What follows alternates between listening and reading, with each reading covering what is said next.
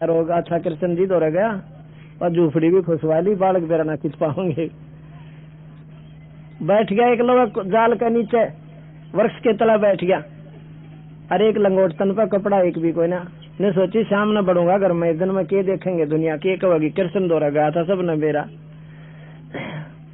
और उसने बेरा था उसकी घरवाली ने कि सुदामा जी आओगे विपर जी, और वो तो जमा चूक जाएंगे चौकड़ी ने, जगह जाएंगे भूल ने, वो सोचेंगे ये मकान भी कहांगा। वो ध्यान में बैठी थी कि कब आवे।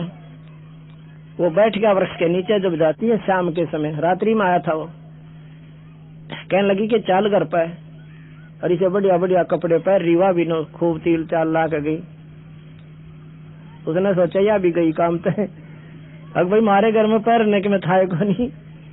अरियो के काटा रोग तने बोली भगवान कृष्ण ने अपना महल बना दिया। महल बना दिया, क्यों कर बना दिया महल? मैं तो वहां उसके साथ ही तो रह रहा था। अब उसने बना दिया, विश्वकर्मा आए थे यहाँ पे और धन भी दे गए, मौज माचरी अपनी। फिर भीतर बढ़कर बहुत रोया, ने बोला जी मैं तो पापी जीव था, मैंने गलत विचार करे आपके प्रति, आप जानी जान हो, क्योंकि 3 लोग के ये मालिक हैं, इतना सुख ये जरूर दे सकते। ये नहीं कह सकते कि ये कति नकार आ सकती है, लेकिन जो असली संकट है जन्म और मरण का, ये कोई ना काट सकते। और जो सबसे बड़ा दुख है, अब यहाँ पर भगवान कृष्ण को हमने ईश्वरीय शक्ति का प्रतीक माना, सुदामा का मकान बना दिया बहुत बढ़िया और धन दे दिया। इसके साथ साथ कबीर साहब की हम तुलना करते हैं भगवान की संज्ञा में। एक तैमूरलंग नाम का मुसलमान लुहार था, इतना गरीब था कि समय पर उनकी रोटी भी नहीं मिलती थी एक आधी बार। लेकिन पिछले संस्कार आत्मा घनी बढ़िया थी, कबीर साहब के हंस थे वह।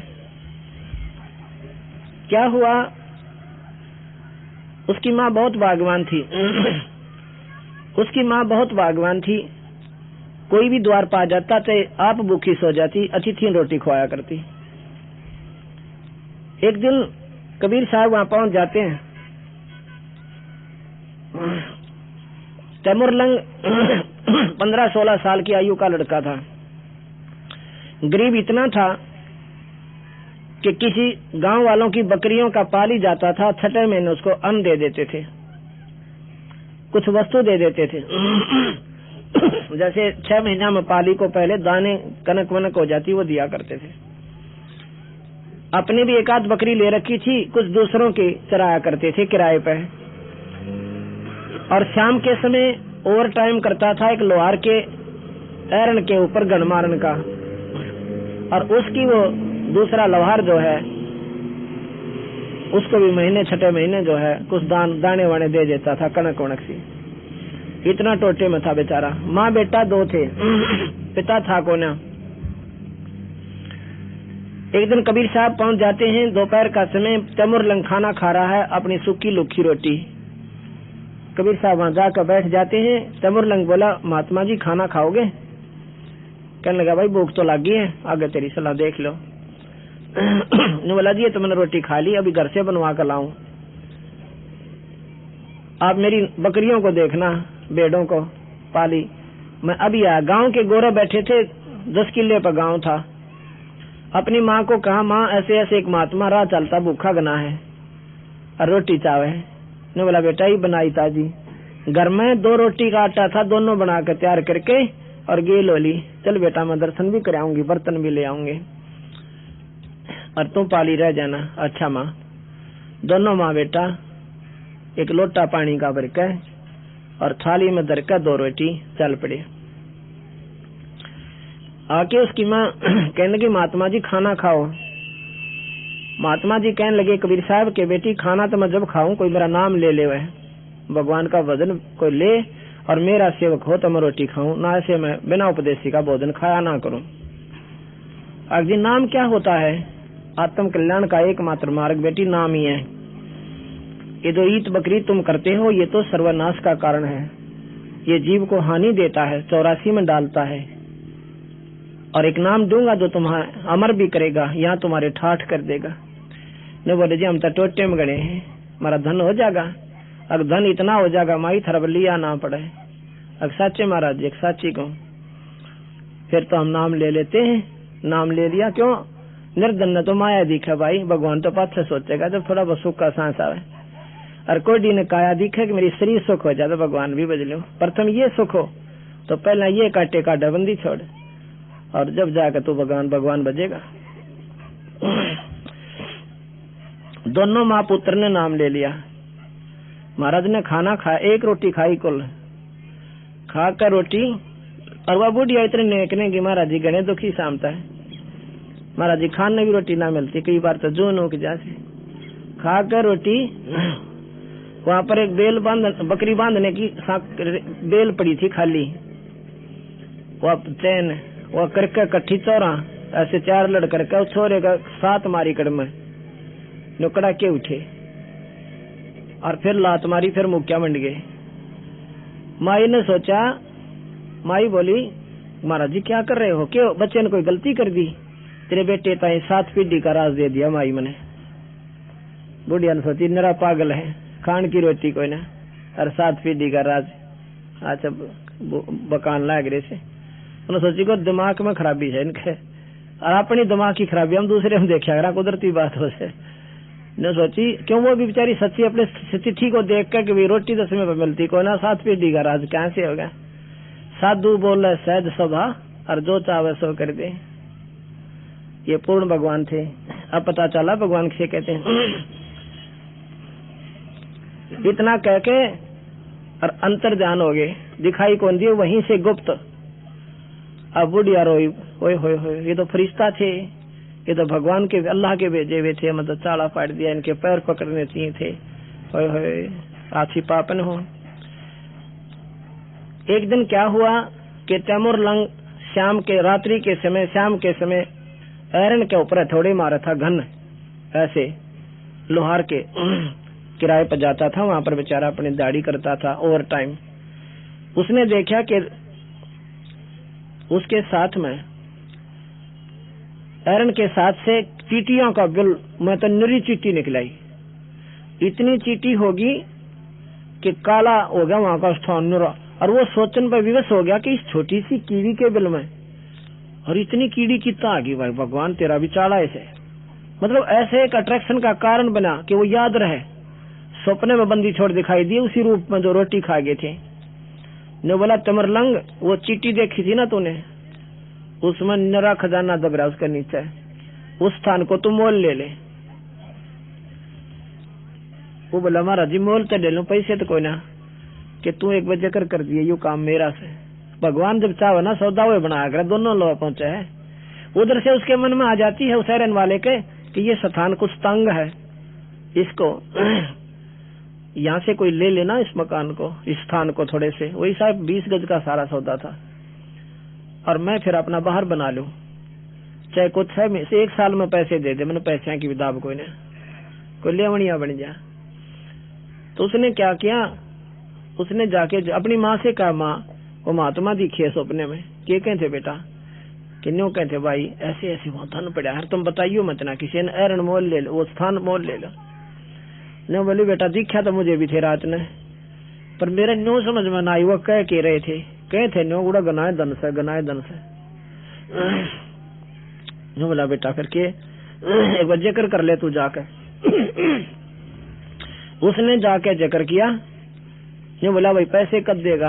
अरे स्थान तो दे दूंगा, तेरे पास ब्यों तक होना पैसा का, अगर तेरा नौकर बनकर तारूंगा तो कितने दिन में उतर दिया, 6 महीने में पैसे मैं तेरे पूरे कर दूंगा, और ना हुए तो मजदूरी आपके कर ही रहा हूँ, और नहीं आपके स्थान को छोड़ दूंगा। उसने सोचा गांव के गांव में की जा अपना, फिर ना देगा तो अपना मकान ले लूंगा स्थान। ठीक है भाई। उसने तो अगले दिन अपना पढ़ लेगा सारे सौदे वहां पे।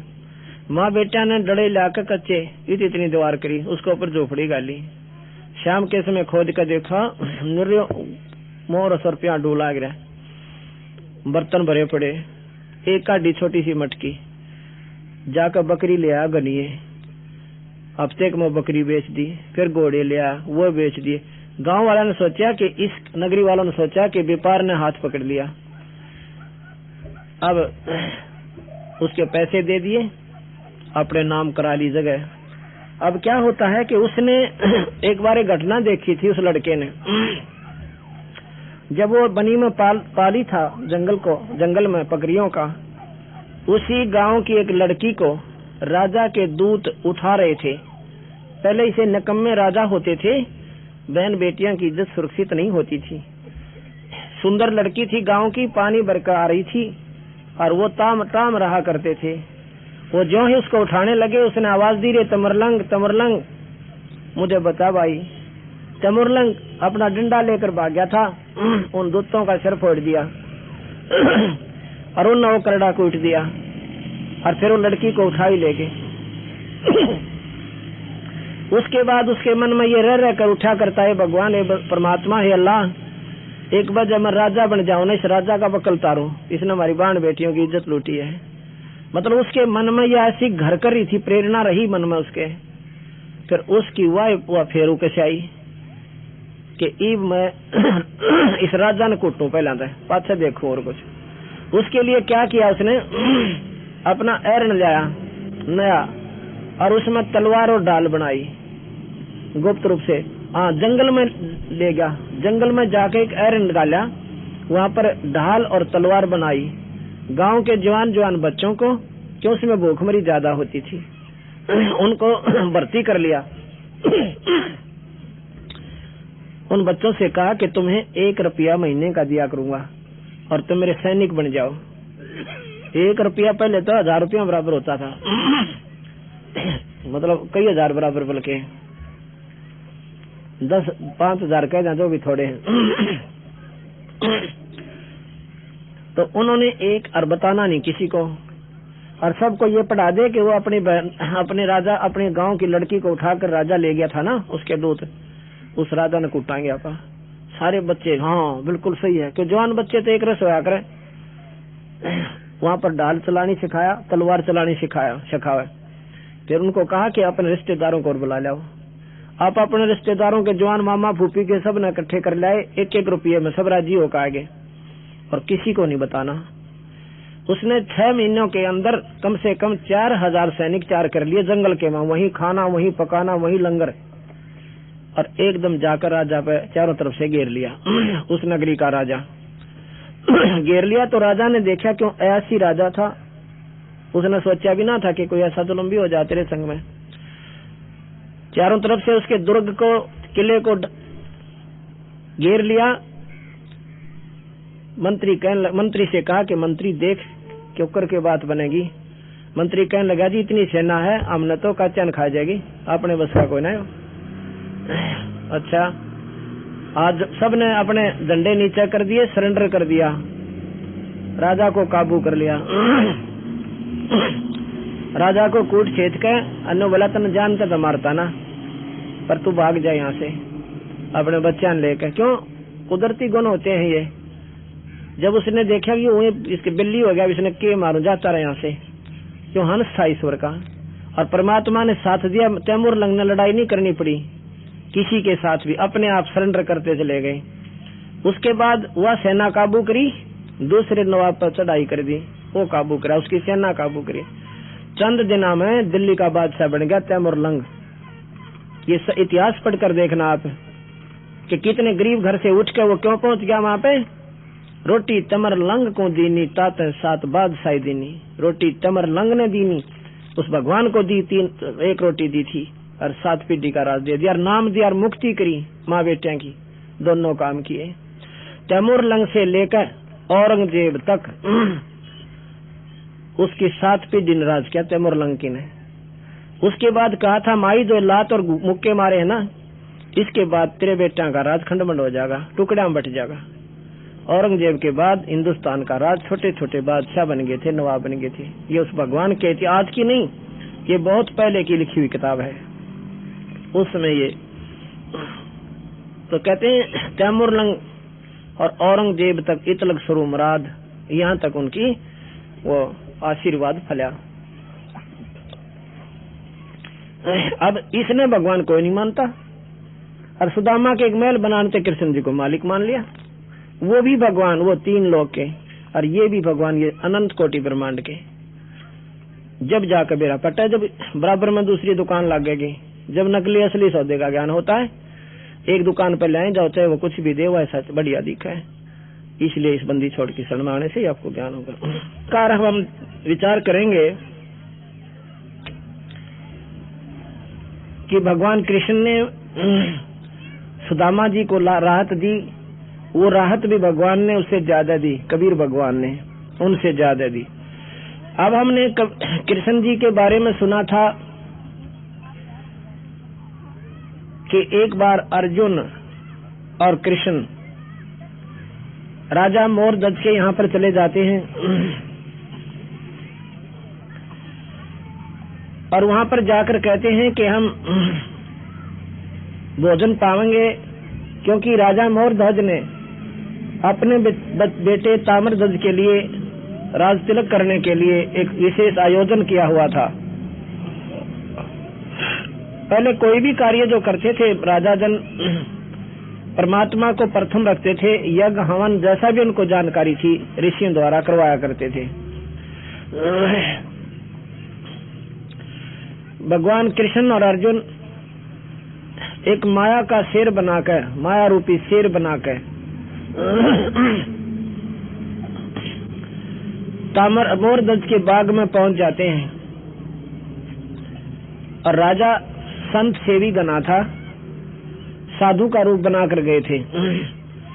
जब सुना कि एक बहुत शानदार और सुंदर और अच्छी बातें बताने वाले संत आए हैं, राजा और रानी और साथ में उनका लड़का ताम्रध्वज नंगे पैरा भाग लिए। हाथ जोड़कर कहते हैं, ऋषिवर भोजन की सुनाओ कि भोजन पाएंगे भाई।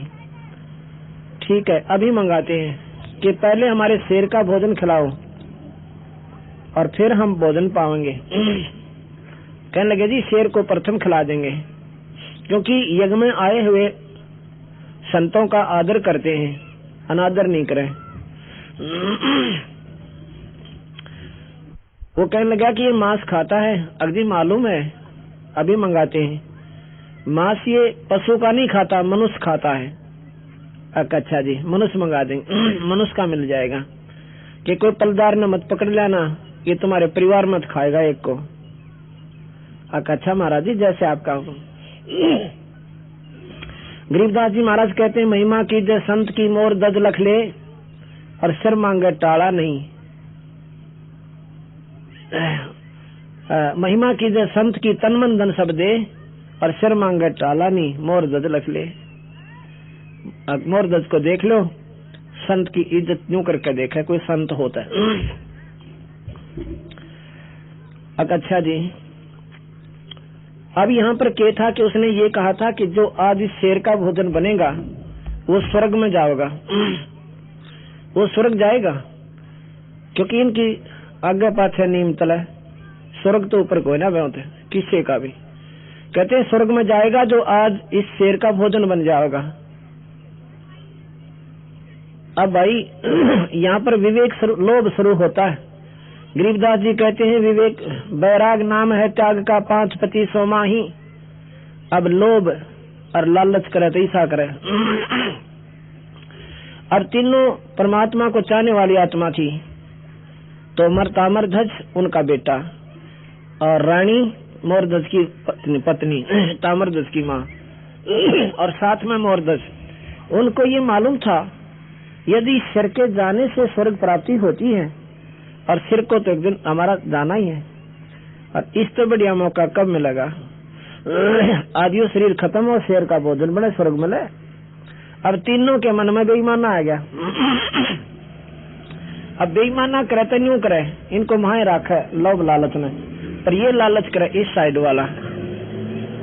ताम्रध्वज कहने लगा कि ऐसा है भगवान, मैं इस शेर का भोजन बनूंगा, लड़के को राज तिलक कर देते हैं, आप कृपा करो, और दोनों माँ बेटा राज करेंगे, मेरा फर्ज पूरा हुआ। मैं तो बोझ सो इनके ऊपर ही है, और मेरा सिर काटो और शेर न खवा दो। अब रानी कहने लगी जी ऐसी बात नहीं बने, देखो मेरे आगे मेरा पति मर जाए फिर मेरा क्या जीना रह गया, ऐसे नहीं, फिर मेरा कलंक लग गए। जो कहे विधवा का यो कलंक मैं उठना नहीं चाहती, और तुम पिता पुत्र राज करो, मेरा फर्ज पूरा हुआ, बच्चा आपका हो गया। अब मेरा सिर, मैं अपना भोजन और शेर को खिलाऊंगी अपना शेर मतलब शरीर। अब ताम्रध्वज ने सोचा तू रह गया। ताम्रध्वज उनका लड़का कहता है पिताजी देखो मैंने माता पिता की सेवा तो कुछ करी कोई ना, आपके ऊपर बोझ ही बना रहा 17-18 साल तक, और आप बताओ तुम में से एक भी मर गया तो मेरा फर्ज अधूरा रह जाता है। माँ बाप की सेवा मेरे पर बनी कोई ना तो मैं ऋण मुक्त कैसे होऊंगा। यानी अपने अपने तगड़मबाजी लावे मेरा सूत बैठ जा मरण का। इसको ज्ञान कहते हैं, इसको जानकारी कहते हैं, विद्वान कहते हैं, और पूर्ण विश्वास कहते हैं संत की बात पे कि आज जो कह रहे हैं ये सच्ची बात है। आज जो भोजन बन जाएगा वो स्वर्ग जाएगा। वो कहने लगा महाराज जी मेरा नंबर ला दो, आप तो पिताजी मेरा फर्ज उतर जाएगा। कृष्ण जी कहने लगे भाई तुम तो ऐसा में तो लग गया, ये भूखा मर जाएगा शेर, कोई ऐसा फैसला ना करते। चलो मैं फैसला देता हूँ, अगली आप कर दे निर्णय। कृष्ण जी ने कहा कि ताम्रध्वज अपने ताम्रध्वज लड़के को और इसके माता पिता दोनों आरे से काटे, आधा आधा बीचते हैं, और तब ठीक जब ये शेर खावे। अगली जैसे आपकी इच्छा हुक्म। उसी समय नहा धोकर ताम्रध्वज को बैठा लिया, और एक तरफ पिताजी एक तरफ माँ आर्यपत सिर न काटन लाएगी।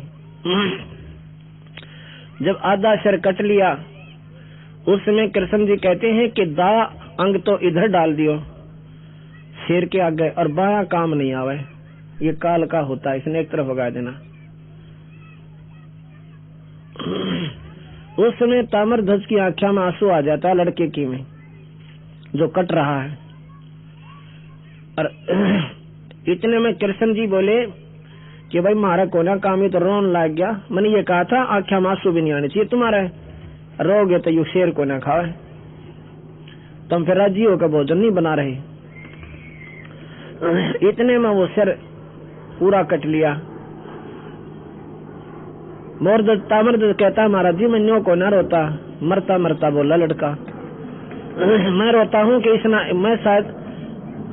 मैं ये रो रहा हूँ कि मैं नीच आत्मा होऊंगा, घने माड़े कर्मों का, मेरा पाप का शरीर है जो कि आधा शेर को खिलाया जा रहा है, आधा यू बेकार होगा, इसलिए मैं घने पाप का जीव होऊंगा, इसलिए आधा शरीर मेरे को, आपने कहा ना आधा काम आओगा, यू किससे काम को ना।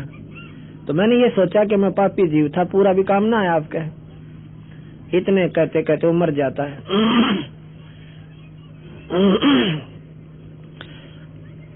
तो उस समय वो उठ कर चल पड़ता है कृष्ण और अर्जुन, कहने लगे भाई तुम तो रो सो भोजन कौन कराते।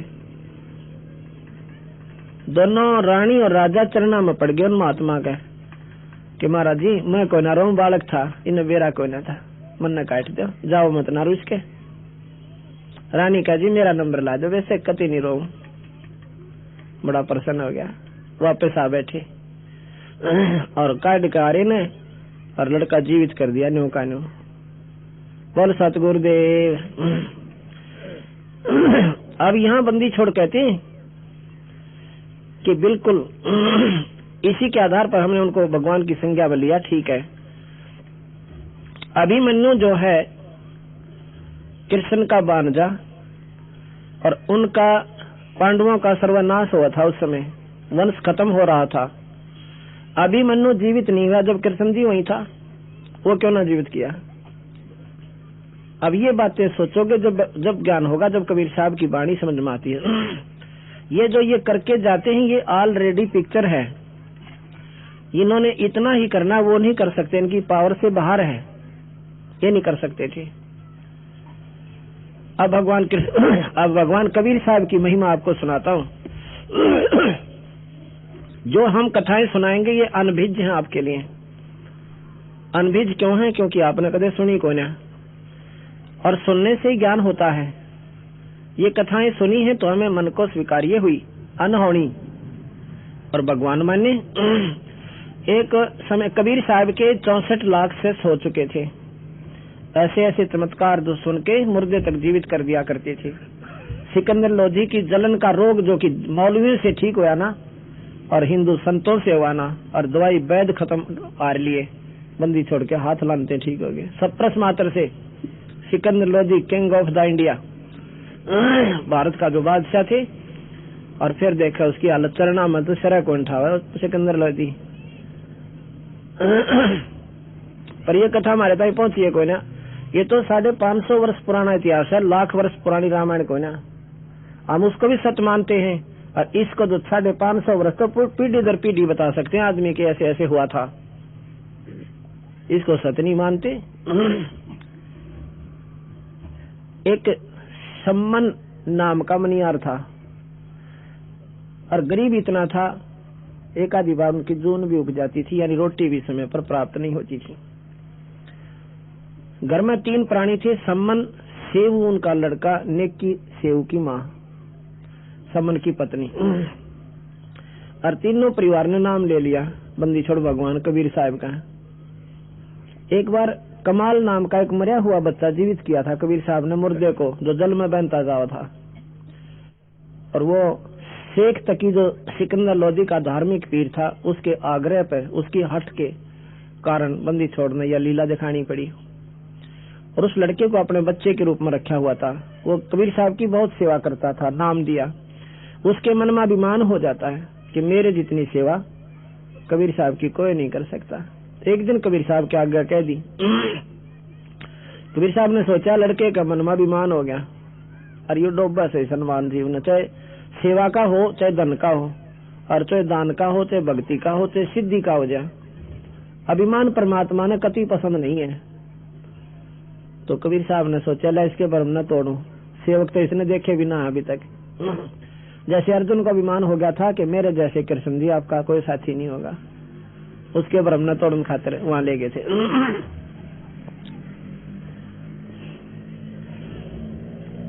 शाम का समय था, शेख फरीद और साथ में कमाल और कबीर भगवान, तीनों के तीनों दिन छिपन वाला था, सूर्यास्त होने वाला था। और सम्मन के द्वार पर एक कच्चे से मकान के आगे पौड़ी सी थी, पीछे आंगन था, उससे पीछे मकान है। वो पीछे मकान में बैठे तीनों के तीनों अपने बंदी छोड़ की चर्चा ही गा रहे थे कि हमारे बाग में न जाने कब भगवान बंदी छोड़ के दर्शन होंगे। आपस में विचार कर रहे हैं कि हमारे गरीबां के घर में बंदी छोड़ क्यों करा सकते हैं, जिनके 64 लाख से जिन राजा 3 तो नरेश थे उनके सेवक, एक तो बीर सिंह बघेला काशी नवाब, बिजली खां पठान मगहर का नवाब मुसलमान है, और दिल्ली का बादशाह सिकंदर लोधी मुसलमान है। और इसके बाद अन्य इसका यजुर्देव भी उनके सेवक थे, एक राजा था राव यजुर्देव। काफी इतने विचार कर ही रहे थे, इतने में बंदी छोड़ने जाकर बाहर से आवाज लगाई कि सम्मन सम्मन। और तीनों के एकदम कान खड़े हुए कि महाराज जी जैसी आवाज आ रही है। फिर मन में सोचा हमारे कान बाजें विचार कर रहे थे ना, विचार कर रहे थे, सोच रहे थे शायद वैसी आवाज आई है हमारे द्वार पे, और वो परमात्मा क्यों करा सकते हैं। समय को नहीं उन दो रहे ना, आनत नाते को ना, पर समय नहीं। इतने में फिर आवाज दी, भाई सम्मन घर पर है कोई? उसकी नेकी बोली महाराज जी खड़े हैं। आवाज उनकी नो की नो। सम्मन कहना महाराज जी की ताव थे। सेव ने देखा जाके कि महात्मा खड़े हैं 3, महाराज जी खड़े हैं 3 जने। नेकी ने देखा ओहो ये तो महाराज जी, डांग ठोक दी सारे के सारा नांग उस पिछले घर माँ आंगन माँ कर पौड़ी माँ कर, और खड़े होकर नो कहे दीनदयाल आज कैसे आना हो गया, क्यों कर दया करी तुझ जीव की झोपड़ी पे। तीनों की आंखों में पानी भराया, हमारे ओड बाग हमारे घर पर भगवान आ गए। तो उस समय कमाल कहता है कि सम्मन महाराज जी को अंदर भी चालन की कहोगे, काड़े खड़े रहोगे। ओहो फिर जैसे सोपन सा टूटा, एकदम बाजे कोई बिछोना ले आया था के सम्मन तो उनके पास बैठ गया, सेव नेकी अंदर घर में चली गई। और इधर साइड में एक और गली लाग गई थी, उधर से एक दूसरा गेट भी था उनका। तो सम्मन थोड़ी देर बादशाह कहने लगा महाराज जी भोजन की सुनाओ, भाई भूख लगी है। सम्मन पैदल चल के आए हैं भाई, खाना खाएंगे जरूर। आके कहने लगा नेकी नेकी कहाँ, भोजन बना महाराज जी के लिए। कहने लगे जी घर पर दाना भी कोई ना, आटा कोई नहीं, खत्म हो गया, एक रोटी का भी आटा कोई ना। कहने लगा तो किसी तो मांग ला, पड़ोसियां कहते हैं। न्यू बोली मैं 3-4 ग्राम गई हूँ जिनसे मुझे उम्मीद थी कि वो आटा दे देंगे। तीनों नाट गया था। क्यों नाट गए कि हम अपने बंदी छोड़ की महिमा गणी गाया करते। हमारे कबीर साहब ने मुर्दा जिंदा कर दिया, हमारे कबीर साहब ने सिकंदर लोधी की जलन ठीक कर दी, यूं कर दिया। ये लोग हमारी हंसी करते थे, मजाक उड़ाया करते कि वो जुलावा क्या कर सकता है, वो बकावा बाउंडर पेल रखा। आज ये इस उद्देश्य से नहीं खाना दे रहे कि आज तो थारे कबीर साहब थारे कोठे भर देंगे, नहीं तो नगरी में कोई आटा 2 बार नहीं होता, 2 आदमियों का 3 का। लेकिन इस उद्देश्य से आज ये निकम्मेपन पा रहे हैं। जो बोले तू अपना चीर दरिया किसे तय, ला तेरा चीर, ये कपड़ा ओढ़ना तार लूं और इसने दरियाऊं किसी का गहन है, इसके बदले दे देगा कोई। यानी बोले मैं इसको भी लेकर गई थी, ये 2-3 जगह तो फटा हुआ है, कोई ना लेता इसने। अब अपनी औरत का चीर तार का गुरुजी खातिर भोजन बनाना, इस चीर के ऊपर तो महाभारत होगी थी। और ये भी नीत किसके लिए तेरा ओढ़ना तार का है, और अपने गुरु के लिए भोजन, अब सतगुरु खातिर भोजन बनवा दूं, नहीं वो भी फटा हुआ पाया। जमीन पर बैठ गया और कालजा पकड़ लिया। ने बोला अच्छा पापी जीव में भी पहली बार भगवान आए, रोटी तक का जरूरत नहीं, ये भगवान इसे खोटे कर्म प्राणी को पैदा भी क्यों करो थे जाता। वह बोली न्यो रोए काम नहीं चला, रोने लग गया समन। नेकी कहने लगी ऐसे रोने से समस्या ना हुआ है, न्यो करो अब तो हाथ जोड़ लो महाराज जी से, कहो महाराज जी सुबह भोजन खिला देंगे। महाराज संत बड़े दयालु होते हैं, इशारों को पकड़ते और ये अपने आप सुबह बखते भोजन बना देंगे। सुबह कहाँ से बना देंगे कि दोनों पिता पुत्र चोरी कर लेना रात में जाके और महाराज जी का भोजन करवा देना। सेऊ जो लड़का रोजाना सुना करता था कि चोरी करना महापाप होता है, वो नीच आत्मा होती है जो चोरी करते हैं। चोरी से अच्छा तो भूखा रह ले, वो भी अच्छा होता है। कहने लगे माँ क्या कह रही है आज तू, चोरी करने वालों के नाश होता है, महाराज जी बताते नहीं थे। ने बोली बेटा बात तो तू ठीक कहते, पर यह चोरी और तरह की होगी। इस चोरी के करने से पाप नहीं बेटा पुण्य होगा। नेकी से सेऊ से नेकी कह सुन बेटा, सुन सेऊ सुरज्ञान, या में अकाज है नहीं भाई चोरी कर दे दान। तो बोला माँ पहला चोरी करे फिर दान करे, पाप तो है ही। बेटा मैं बताऊं तेरे को, ये नगरी वाले आज निस्तर रहे हैं, ये जान का बकवाद करें, ये नादान है, इनको बेरा कोई नहीं बाता का। इन्हें ये नहीं मालूम कि संतों साथ मजाक बड़ा महंगा पड़ा करे। और जो संत आज इस नगरी से भूखे चले गए या गर्क हो सकती है, ये तो नादान इन बेरा कौन बिजली का हाथ लावे थे। पर इसके लिए बेटा हमने ज्ञान है, हम सत्संगी हैं, इस अनरचना होने नहीं देना पुत्र। एक कथा सुनाई उस बच्चे को कि एक नगर में बहुत पैसे वाले व्यक्ति रहते थे और पैसा का पहला काम है मस्ती आना, कोई भी संतों का आदर नहीं करे। एक समय की बात, एक सिद्ध पुरुष अपने शिष्य के साथ और उस नगरी के बाहर गोरा बैठ गया बाहर वाई, और वो संत क्या करता था, एक शंख बजाता था। समझदार गांव के जो व्यक्ति होते थे पता लग जाता संत बाहर आए, उनके लिए नगरी से बना बनाया और कुछ बिना बनाया सूखा भोजन ले जाते थे। जैसा वो स्वीकार करते वैसा ही दे देते थे। बना बनाया खाते थे तो बना बनाया ले जाते थे। कई महात्मा आप बनाकर खाते हैं तो सूखा सीधा ले जाते थे। उस महात्मा ने 3 बार शंख बजाया जोर जोर से, कोई नहीं गया रोटी लेकर। उसने अपना शिष्य भेजा कि जा पुत्र, ना सुना होगा रोटी भोजन मांग लिया, भिक्षा लिया। लड़का लेकर झोली चल पड़ा, चारों सारे गांव में घूम लिया। जन सा जाओ वही कह कि करके खाया करो, करे बिना ना मिला है। आया सुबह आ गया झोली टाइम का, 2-4 गाँव 5-7 घरों में गया, वापस आ गया। कहने लगे महाराज जी किसी ने भोजन ना गालिया, महाराज जी ने सोची कि देर होगी थी, शायद किस लिए सोच आगे होंगे, रोटी का समय नहीं था इसलिए ना डाला होगा, बच्चा है वैसे ही कह रहा होगा। बेटा सुबह फिर जाता हूँ। सुबह फिर गया, सारे गांव में घूमया, जुलसा जाओ नौका मस्टंडे, करण की उम्र है तुम्हारी, करके खाओ, हमारे पलदार लग जाओ, कोई का खेत में काम करो। वापस आ गया। संत बोला भाई, जब वो वापस जा रहा था, एक बाहर वायसी एक कुम्हार का घर था, वह बहन विधवा थी, 2-3 बालक थे। वो देख रही थी कि महाराज ने रोटी तो मिला कोई इस गांव में थे। वो जब वापस आ रहा था दोपहर सुबह से 10-11 बजे 10-1 बजे से, उसने सोची कि मैं वो नो नहीं बोली कि हो सकता है छोटी जाति वालों के महात्मा लोग भोजन नहीं खाया करते, पर नो सोची कि बालक भूखा होगा। माँ ने औरत ने बच्चे की बड़ी चिंता बना कर, कुदरती बात हो, एक छोटा सा बालक मासूम 10-15 साल का, रोटी सामने भी ना मिली और पैदल चाल के आए होंगे कालिए।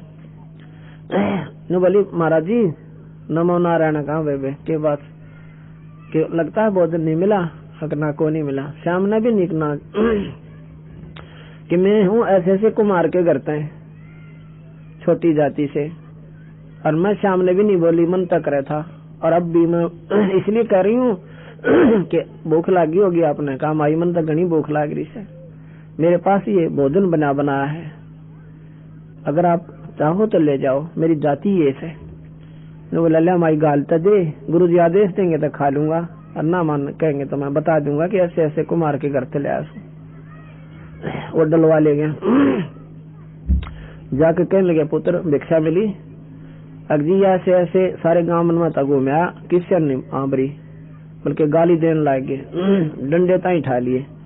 और बाहर एक बहन थी विधवा बेचारी, और कुमार के घर थे, ये भोजन जरूर करवा लिया। मैंने कहा था भी महाराज जी से बता दूंगा, आदेश देंगे तो खा लेंगे। ने बोला बेटा ठीक से भोजन पा, रोटी खा ली दोनों ने, और जाकर उस लड़की ने कह दे गांव छोड़ देगी, अपना सामान उठा ले जा। अब उस लड़के ने सोची ई पट्टन के काम हो गए, उस सन रोटी दी और उसी ने कहूँ गांव छोड़ दे। ने बोला बेटा बात सुन मैं बताऊं, उसको कह दे कि आज रात को या नगरी रहे को ना खत्म हो जाएगी, और उसके कान में बता दिए, किसी को बता देगी तो खैर नहीं है, अपना ठा ले जा गुदड़ा ने, और जहां जाकर रात हो जा रुक जाएगी, थोड़ा खाई तो बार बार बसेगी। ये आदेश है, ये मेरा वरदान है उसे। 68 का फल एक है द्वारा संत जमाया, 68 का फल होता है एक साधु को भोजन खिलाना, पर साधु हो कोई।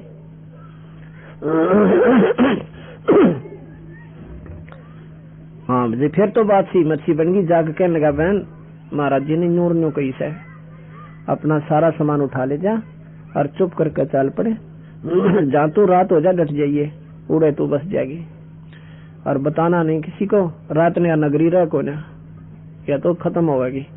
अब उसने संतों की बातों पर विश्वास होता था, पहले कर दिया करते, इस काम नहीं है, तो वो तजी अपना फटाफट दरका गधा पर सामान और चलती बनी।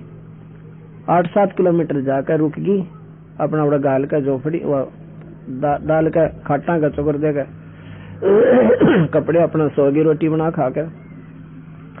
रात्रि के समय भूकंप आया और वो नगरी के जो सारे के सारे व्यक्ति दबकर मर गए।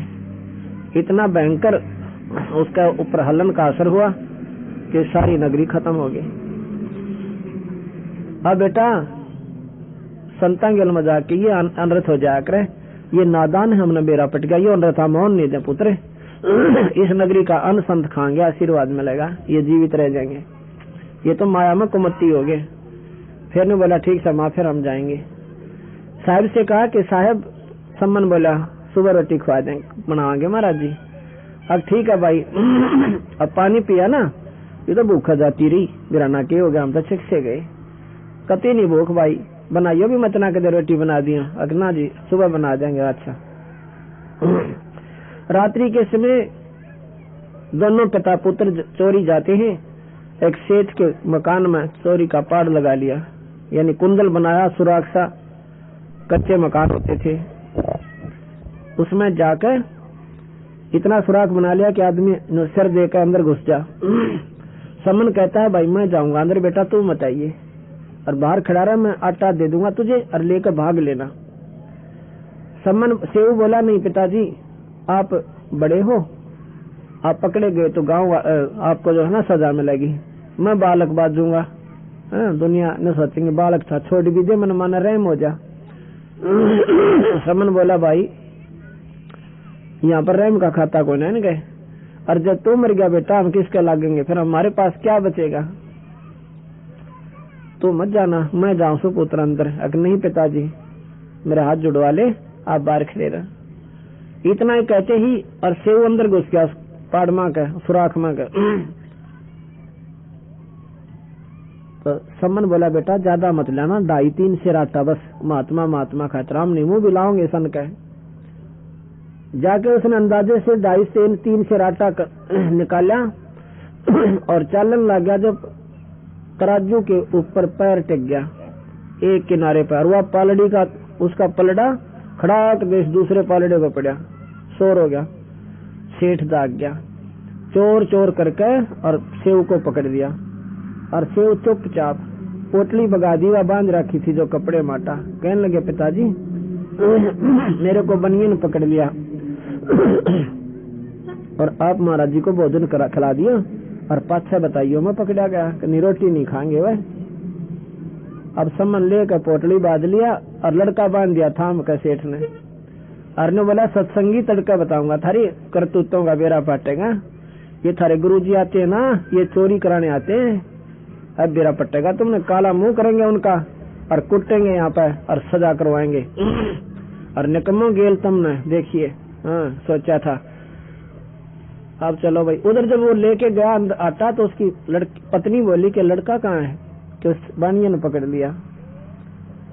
अब देखो अपने उसके कहाँ विचार गए उस बहन के कि महाराज जैसे नीत नहीं, पहली बार गुरुदेव आए, लड़का पिछाना जागा और गुरुजी का काला मुंह होगा। रोटी खिलाई को उनका जुलूस कटवा दिया। ने बोला, बेटा नो अपने पति से कहती है कि तलवार ले जा और बेटे की नाड़ काट ला। जुल्म हो गया, कहती है इसके महाराज जैसा तो ऐसा रथ नहीं होगा, गुरुजी की बेइज्जती होगी ना, हमारा कोई जीवना नहीं से। सम्मन लेकर तलवार आ गया, आके कहता है, सम्मन सेऊ एक बार 2 बात करूं बेटा, नाट बाहर काट ले, सुबह ना जाने हम मिल पावांगे कि ना मिल पावांगे, राजा के राज से सजा होगी बेटा, 2 बात करूं सो आखिरी बार। उधर सेऊ के मन में आती है कि बदबंदी छोड़, आज मेरे पिताजी मेरी नाड़ काट ले, ना तो चाड़ा हो गया तो गुरुजिया का बेइज्जती बनेगी। एक क्योंकि वो एक रस है, सत्संग का भाव जो है वो ऐसे बना देता है सारे परिवार को। कहने लगे, सेठ जी बाहर मेरे पिताजी खड़े, 2 बात करना चाहते हैं, यदि आप कहो तो मैं बात कर लूं, तुम भाग जागा, मैंने सारा बेरा थारी चाल का। अक नहीं सेठ जी, मेरे पैर ने बांध दे करड़ी तरिया और इतना ढीला कर दे मैं गर्दन बाहर काट लूं, इससे ज्यादा मत करना। सेठ ने सोचा कि कौन सा गना चोरी कर रखी है, की बात हुई, शेर आटा ले गए 2 सिर और कर दे ढीला, पैर ढीला कर दिया और सिर बाहर निकाल के अब हाथ में करद थी, पीछे लकोली और सम्मन ने अब बेटे की गर्दन के नहीं कट जाए, पीछे नाथ हो गया, आगे हुआ को ना। तो सेऊ कहने लगा, पिताजी कान कर ले, और कहा मेरी नाड़ काट ले। अब क्यों काटे नाड़, नो के कंते कट जैसे। ने बोला, पिताजी जब तू मेरा बाप है ना, आज मैंने बेरा फट जाएगा, मैं तेरा पुत्र हूं कि नहीं हूं, अगर मैं तेरा अंश हूं तो मेरी गर्दन काट दे, नहीं तो के मुंह दिखाओगे कल आप, और गुरुजिया गेला के बनेंगी। अब ये जो बात लड़के के मुंह से सुनी ना, एकदम गर्दन काट दी छोरे की और सिर न उठा ले गया। सिर को उठा कर नेक की तई दे दिया कि ये लड़के का सिर से, ने बोली ताक में लको दे, किसी ने बेरा ना पाटे, और बाकी का ऐसा किसी का पिछाड़ में कोई ना आवे। अन्य बोली तू वापस जा, छोरे की लाश बाहर पाओगी। वापस गया तो सेठ ने सोचा कत्ल हो गया, वो उठा कर लड़का दूर गिर दिया, लाश अपने मकान से भी 5-7 मकान और दूर है, अपना लीप लाप कैसा कर लिया जैसे चोरी कोई नहीं। सेव गया, सम्मन गया तो सेव की लाश पड़ी, ला कर कंधे का उल्टा लिया, जाके कोने में कोठे में गिर के ऊपर बोरी ढक दी और उसकी माँ रोटी बनावे। रोटी बना के कति आख्या मासू भी नहीं आने दी, महसूस भी नहीं होने दिया कि हमारा छोरा कटा पड़ा। एक का लड़का वो ही मरा पड़ा। तीनों महात्मा आकर बैठ गए, कबीर, भगवान, कमाल और फरीद। तीनों आगे 3 डोड़ा में कसूरा में रोटी डाल दी। कबीर साहब बोले भाई 6 जगह कर दो, इन्हें सारे इकट्ठे खावांगे आज तो प्रसाद बना के, कद कद इकट्ठे हुआ पा। नहीं महाराज जी आप खा लो, हम तो रोज ही नहीं खावे हैं, आप कब खाओ हमारा। अक नहीं भाई, जो गुरु का ऐसे करा उन्होंने 5 में कर दी। ने बोला भाई 6 में करो इनको। अब भाई उन्हें सोची कि जब बेरा ना पट जा हम ना नहीं करेंगे तो 6 में डाल के अनु बोला तुम बैठो इस साथ में। अब दोनों बैठ गए। अब कबीर साहब कहते आओ से जी मिलो ये प्रसाद प्रेम, भाई शीश कटा करें चोरा के और संता के न तकसीम।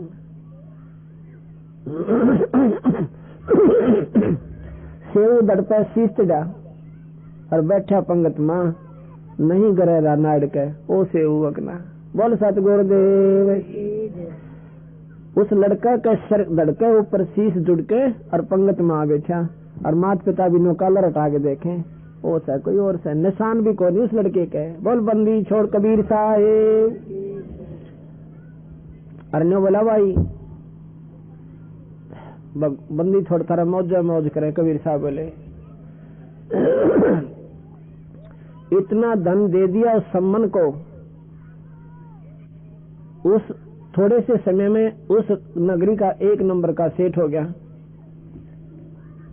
सेव और उसकी माँ वो तो पार होगी उसी जन्म में। अब सम्मन था गरबारी, उसके मन में समस्या, उसके मन में एक शंका उत्पन्न होगी कि मैं पापी जीव था, मैंने पिछले जन्म में पुण्य नहीं कराया और इसके कारण मैं इतना गरीब हो गया कि गरीब गुरु महाराज के लिए मैंने अपने लड़के का सिर काटना पड़ गया। मतलब वो आखिर तक उसके मन में ये शंका बनी रही कि मैं साहूकार होता ना पैसे वाला तो ये जुल्म नहीं बनता मेरे पे। अंत में मैं मर गया। अगले जन्म में 9 शेरवा का बादशाह बना दिया कबीर भगवान ने और 80 गंज खजाने दे दिया। 80 खजाने, 1 अरब का खजाना होता है, लाल हीरे पन्ने मिलाकर। लेकिन माया का पुजारी कंजूस गना हो जा। कबीर साहब गए साधु का रूप बनाकर, कंजूस इतना हो गया दवन्नी खर्च ना करा। कबीर साहब जाके कहने लगे भाई कि मैं दान पुण्य कराया करो भगत जी राजा से। तो 9 शेरवा का बादशाह कहता है दान तो कर दूं पर चौनी तक हो ना। मतलब इतना कंजूस हो गया कि पैसे को नहीं, दान तो कर दूं महाराज जी। ने बोला बल्ले पुरुष ये के दाब रखे 80 खजाने दब रहे तेरा, अगे तो कोले हैं महाराज जी, मजाक करे है, दोनी ना खर्चनी पड़ेगी।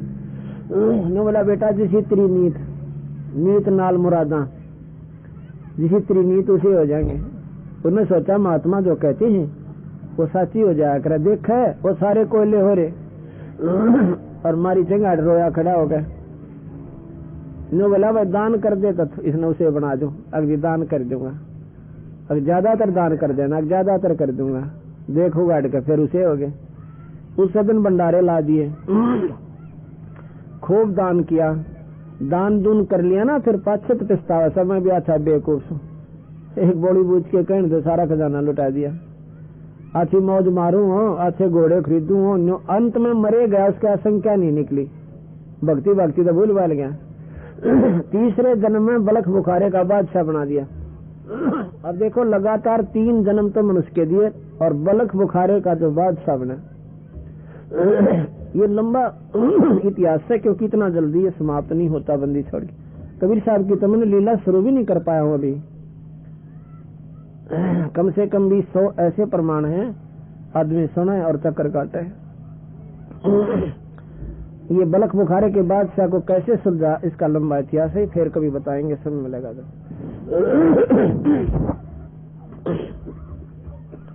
और भाई अपनी सतलोक की साधना हमने करनी चाहिए और पूर्ण मुक्ति का हमने साधन बनाना चाहिए।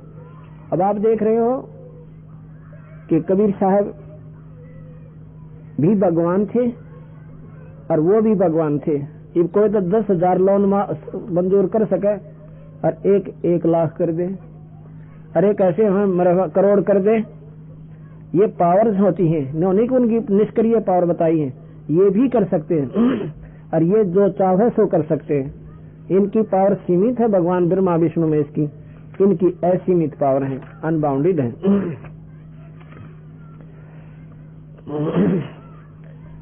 सतलोक में चल मेरी सुरता, मत ना लावे देरी,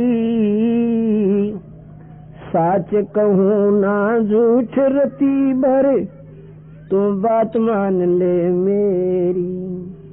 सतलोक में चल मेरी सुरता, मत ना लावे देरी, साच कहूँ ना झूठ रती भरी, तू बात मान ले मेरी। प्रथम जाना सत्संग के माहे चर्चा सुनना, आत्म ज्ञान की, और सुन के सत्संग जागी ना तो तू पूछ सवान की। प्रथम जाना है सत्संग के माँ, चर्चा सुनना आत्म ज्ञान की, और सुन के सत्संग जागी ना तो तू पूछ समान की।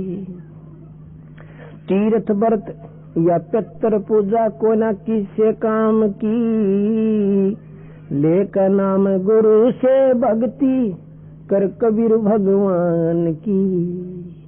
तीर्थ व्रत या पितर पूजा को न किसे काम की, लेकर नाम गुरु से भक्ति कर कबीर भगवान की। मत ना सुनना इस मन शैतान की, यो चौकस गल घेरी, सच कहूँ ना झूठ रती भरे, तो बात मान ले में। चिरकुटी सतलोक में चल मेरी सुरता, मत ना लावे देरी, सच कहूँ ना है झूठ रती भरी, तो बात मान ले। काल लोक में कष्ट उठावे, यो को ना तेरा ठिकाना, मात पिता संतान संपत्ति का यो झूठा तनरी ताना। इस काल लोक में कष्ट उठावे, यो को ना तेरा ठिकाना, मात पिता संतान संपत्ति का तो झूठा तनरी ताना। जाप अजपा मिल जावे फिर, सुमरण में मन लाना, सार शब्द तेरे काटे बंधन, आकाश से उड़ जाना। जाप अजपा मिल जावे फिर, सुमरण में मन लाना, सार शब्द तेरे काटे बंधन, आकाश से उड़ जाना। तिरकुटी में आना है सुरता, मत ना भटके बेरी, सच कहूँ ना झूठ रती भरी, तुम बात मान ले में। सतलोक को चल मेरी सुरता, हिम्मत ना लावे देरी, सच कहूँ ना झूठ रती भरे, तुम बात मान ले में। तिरकुटी में जा कही सुरता, चारों ओर लखावे, शब्द गुरु वहाँ प्रगट होवे, पुस्तक ब्या करवावे। तिरकुटी में जा कही सुरता, चारों ओर लखावे, शब्द गुरु वहाँ प्रगट होवे, बात ब्या करवावे। नूरी रूप गुरु काहे होके, तेरे अग अग जावे, सत्यलोक में सेज विशीवा, वो चौकस लाड लडावे। जन्म मरण मिट जावे सुरता, हो अमर काया तेरी, सच कहूँ ना झूठ रती भरी, तुम बात मान ले मेरी। सतलोक में चल मेरी सुरता, ए मत ना लावे देरी, सच कहूँ ना झूठ रती भरी, तुम बात मान ले। सतलोक में जा कहे तेरे, सुरता संकट कट जा सारे, अगम लोक और अलख लोक के वहाँ दिखे सभी नजारे। सतलोक में जा कहे सुरता तेरे संकट कट जा सारे, अगम लोक और अलख लोक के वहाँ दिखे सभी नजारे। लोक अनामी जावेगी वहाँ को ना मिले चौबारे, आत्मा और परमात्मा वहाँ को ना रते न्यारे। लोक अनामी जावेगी वहाँ को ना कोई चौबारे, आत्मा और परमात्मा वहाँ को ना रते न्यारे। रामपाल प्रीतम प्यारे की आत्मा वहाँ पूर्ण आनंद लेरी, साच कहूँ ना झूठ रती भर तू बात मान ले मेरी। सतलोक में चल मेरी सुरता ए मत ना लावे देरी, साच कहूँ ना झूठ रती भर तू बात मान ले मेरी। साथ साई कि प्रथम जाना सत्संग के माँ चर्चा सुनना आत्मज्ञान की, और सुनकर सत्संग जागी ना तो पूछ सवान की। पूछ सवान की कुत्ते की पूछ। कहते 12 वर्ष तक नलकी में डाल कर रखी मांस नली में, और काटी जब न्यों की टेढ़ी पाई वह सिद्धीकरण के लिए डाली थी। फिर तो ऐसी है, अगर सत्संग सुनकर भी आत्मा में सरनाटा नहीं उठा तो कुछ नहीं फायदा फिर तेरा यहाँ जीने का। मनुष्य नहीं पत्थर हो तुम। फिर बताती हूँ कि तीर्थ व्रत और पितृ पूजा ये कोई ना किससे काम की, ये तो 84 का पक्का ठेका ले रही है ठोकन की। और लेकर नाम गुरु से भक्ति कर कबीर भगवान की, और भगवान की भी मत नहीं बनेगी बात है। और मत सुनना मन शैतान की चौकस गाल लगेरी। काल लोक में कष्ट उठावा ये कोई ना तेरा ठिकाना, यानी अपना स्थान है। अपना स्थान सतलोक है, वहीं जाकर हम सुखी होंगे जिस सुख को ढूंढ रहे हैं। ना राज में सुख, ना स्वर्ग में सुख, ना बेटा में सुख, ना बेटिया में सुख, और ना संतान जायदाद में सुख, और ना राज में सुख। राजा जितना दुखी नहीं धरती पे, हमने गणा सुखी दिखे। देवता में सुख को ना, ब्रह्मा विष्णु महेश सुखी को ना। कृष्ण जी ने यहाँ आना पड़ा और कितने संकट काटे, लीला देखो उनकी। एक दिन भी सुख का सांस लिया होता है। हमारे लिए वो महान दिखे, लेकिन सुखी कोई नहीं। यहाँ पे सुख है सतलोक में, वहाँ पर हमारा ऐसा जन्म होगा जैसे यहाँ हो गया, देव शरीर मिलेगा, इन देवताओं से बढ़िया होगा। बाल बच्चे होंगे पर वहाँ मरण कोई ना। हम मरना नहीं चाहते। क्यों नहीं चाहते? कि हम उस लोक से आए हैं जहाँ पर कभी मरते कोई ना। हमने क्यों बेरा ना मरा है? जब पता होती मर रहे हैं फिर भी नहीं मरना चाह रहे, क्योंकि हम ऐसे लोक से आए थे जहाँ प्राणी मरते कोई ना। अब वो डुकलाड़ा मारे, यहाँ कुछ भी कोई ना। यहाँ ना देवता स्थाई, ना ब्रह्मा विष्णु महेश स्थाई। इनके उपासक स्थाई कैसे रहेंगे? या चंद नहीं टूटती, देख चाड़ा पाट रहा। अब बंदी छोड़ कहती है नाम लेके जाप अजप्पा नाम आपको मिलेगा, जिसको सतनाम कहते हैं। और सार शब्द है ना वो काटे, फिर सारे जोड़े रस्से बांध रखे काल में। और फिर कहते हैं चरकुटी में आना, कदे फिर बेरी जा खड़ी हो, हाथ हम पूजन खाते थे, फिर वहां मत जाना बोले कभी। फिर कहे चरकुटी में जाकर सुरता चारों ओर लखावे। ये वो कॉमन एयरपोर्ट है, जैसे इंटरनेशनल एयरपोर्ट होता है। वहां जावे, अपने नंबर का जहाज ढूंढे, कौन सा नंबर मिल रहा है हमने। वहां पर बंदी छोड़ कबीर साहब सतपुरुष नूरी कहते, नूरी शब्द गुरु शब्द रूप में वहां प्रकट होंगे आपके सामने। और नौके फिर उस टाइम ब्याह करवा, उसका पल्ला पकड़ ले, छोड़िए मत ना, चाहे कितने कभी बोझड़ा में कह जा, और चाहे वो राई राई जा, उसको छोड़ना नहीं है तने। इसको कहते हैं ब्याह करवाना। और नूरी रूप गुरु का होकर तेरे आगे आगे जावे, सतलोक में सेज बिछी वहां चौकस लाड। वहां असली सुखता में वहां आत्मा और परमात्मा का। और वहां जाकर भी